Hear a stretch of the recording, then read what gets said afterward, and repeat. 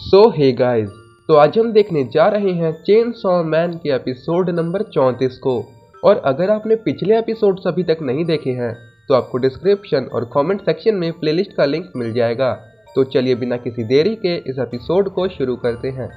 तो पिछले एपिसोड में हमने देखा था कि कंट्रोल डेविल का दोबारा से जन्म हो चुका था, पर उसके पास माकीमा से जुड़ी कोई याद नहीं बची थी और किशीबे को डर था कि नायुता यानी नई कंट्रोल डेविल को अगर उसने गवर्नमेंट के हाथों दिया तो वो भी एक दिन माकीमा की ही तरह बन जाएगी।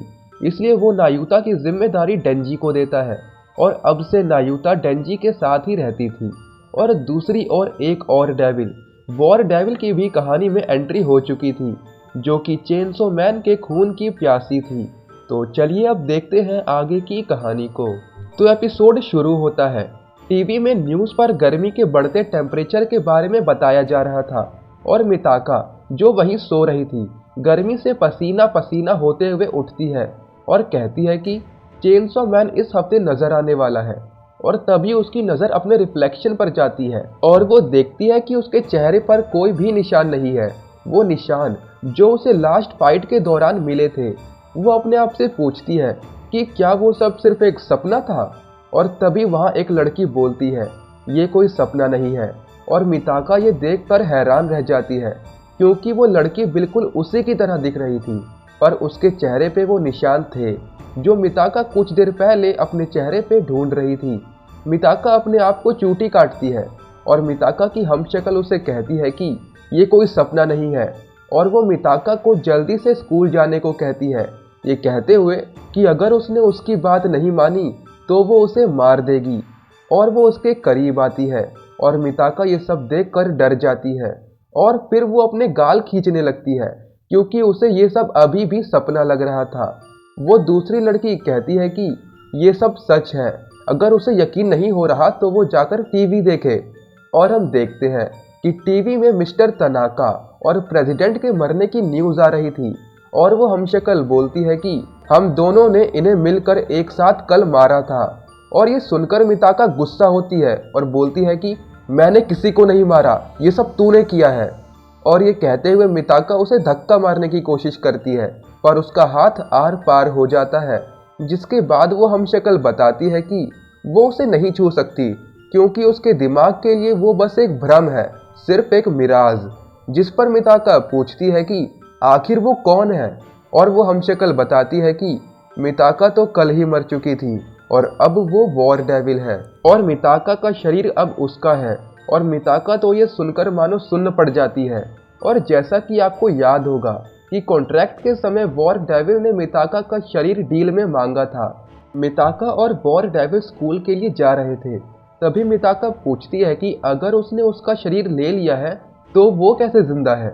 जवाब में वॉर डेविल बताती है कि उसने मिताका के आधे दिमाग को अभी भी छोड़ा हुआ है और क्योंकि वॉर डेविल एक डेविल है इसलिए उसे इंसानों की सोसाइटी के बारे में ज़्यादा नहीं पता और मिताका के बिना हो सकता है कि किसी को पता चल जाए कि वो एक डेविल है।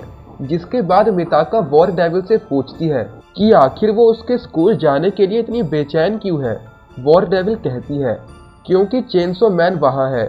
और वॉर डेविल मिताका को उसकी पॉकेट चेक करने के लिए कहती है, जिसमें से एक बटन निकलता है और वॉर डेविल बताती है कि ये बटन उस डेविल के पास से मिला है जिसे चेनसॉ मैन ने मारा था। और ये बटन एक हाई स्कूल स्टूडेंट का है, जिसका मतलब है कि चेनसॉ मैन यानी डेंजी मिताका के ही स्कूल में पढ़ता है। मिताका ये सब चुपचाप सुन रही थी। वो अपने स्कूल की तरफ देखती है और डिसाइड करती है कि वो अंदर नहीं जाएगी क्योंकि उसने जो बकी के साथ किया उसके चलते अभी काफ़ी लोग उससे नफरत करते हैं। वॉर डेविल बोलती है कि अगर उसने उसकी बात नहीं मानी तो वो उसका बाकी का दिमाग भी खत्म कर देगी और वो मर जाएगी। मिताका सभी के नफरत भरे चेहरे याद करते हुए कहती है वो अभी भी अंदर नहीं जाना चाहती। और वॉर डेविल बोलती जा रही थी कि क्या वो मरना चाहती है। मिताका कोई जवाब नहीं देती। वॉर डेविल कहती है कि क्या उसे सुनाई नहीं दे रहा, वो उसे मार देगी। मिताका कहती है अंदर जाने की जगह वो मरना पसंद करेगी। और अब वॉर डेविल परेशान हो चुकी थी, पर तभी वहाँ योशिदा आता है जिसका हाल ही में स्कूल ट्रांसफ़र हुआ था। वो मिताका को संभालता है, ये कहते हुए कि क्या वो उसे मेडिकल रूम तक छोड़ दे। और तभी मिताका होश में आती है, ये कहते हुए कि वो ठीक है।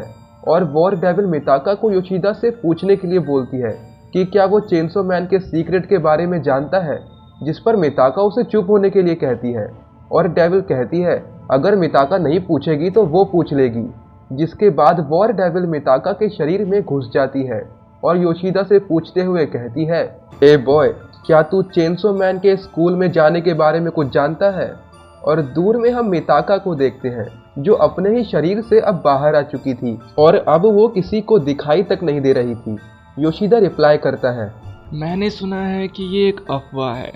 मैं ज़्यादा नहीं जानता क्योंकि मैं अभी बस ट्रांसफ़र हुआ हूँ। मैंने बस इतना सुना है कि चेनसो मैन किसी डेविल हंटर क्लब में है और कुछ ऐसा ही। जिसके बाद वॉर डेविल स्माइल करते हुए योशिदा के काफ़ी करीब आती है और कहती है क्या वो उसका बॉयफ्रेंड बनेगा। योशिदा सीधा मना कर देता है कि वो ऐसे ही ठीक है और वहाँ से चला जाता है।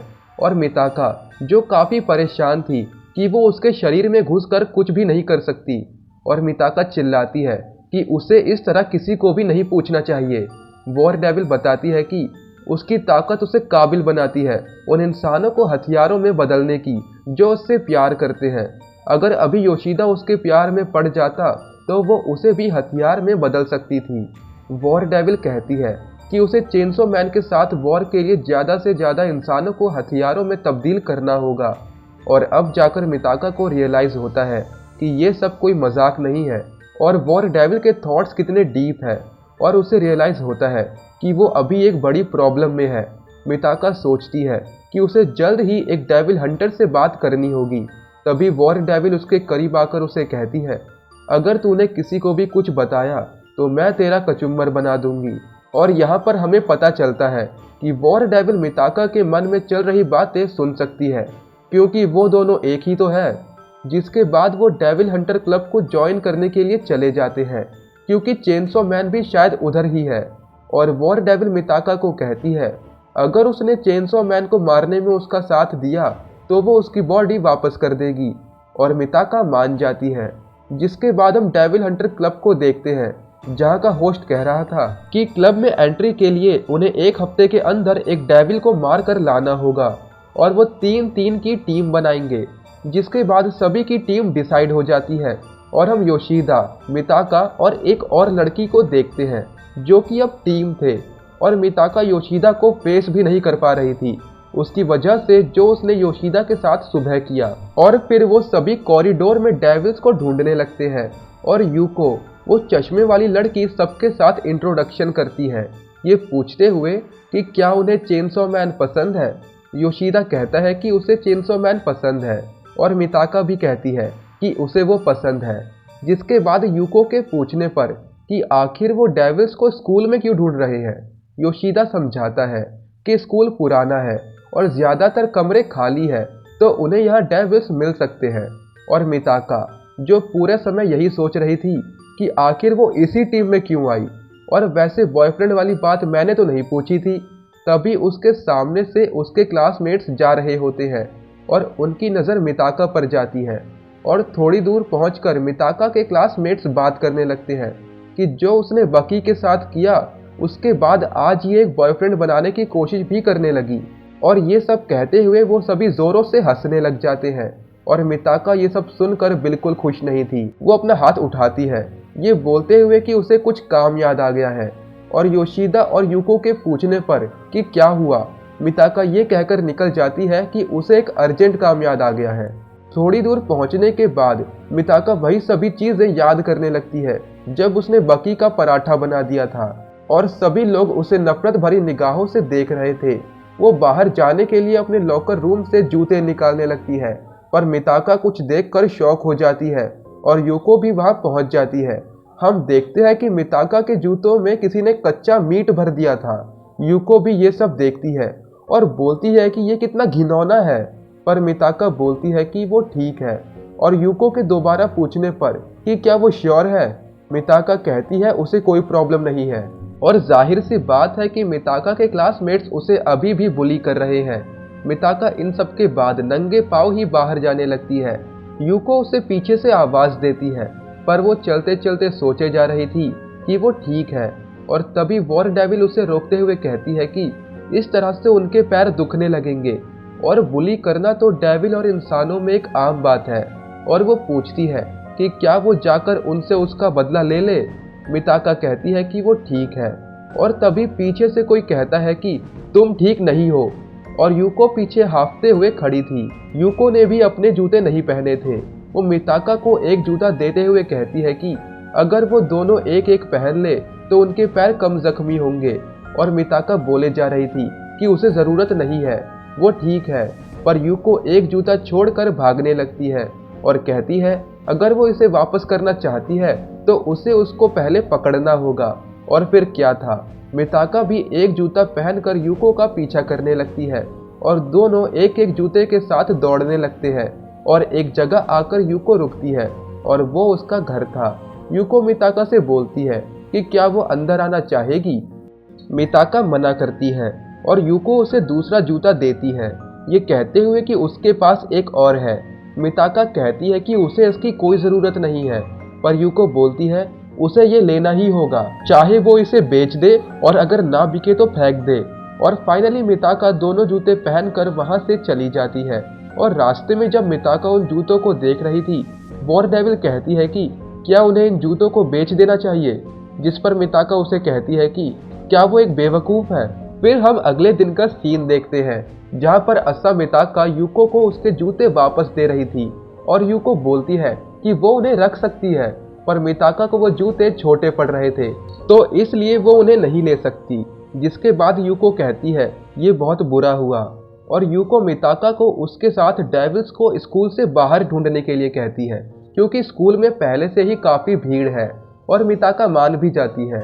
जिसके बाद आफ्टर स्कूल वो लोग फिश केक खाते हुए एक बेंच पर बातें करने लगते हैं कि कैसे दोनों के ही पेरेंट्स को डेविल ने खा लिया था और इसी वजह से यूको डेविल हंटर बनना चाहती थी ताकि वो अपने पेरेंट्स का बदला भी ले सके और बिना डिग्री के मोटा पैसा भी कमा सके।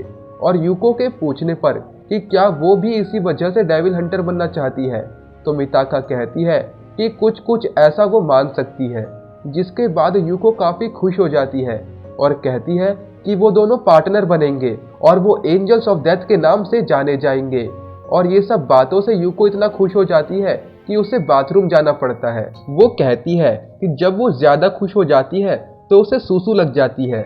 और यूको के जाते ही वॉर डेविल कहने लगती है कि यूको को मार दो, क्योंकि अब यूको मिताका को पसंद करती थी।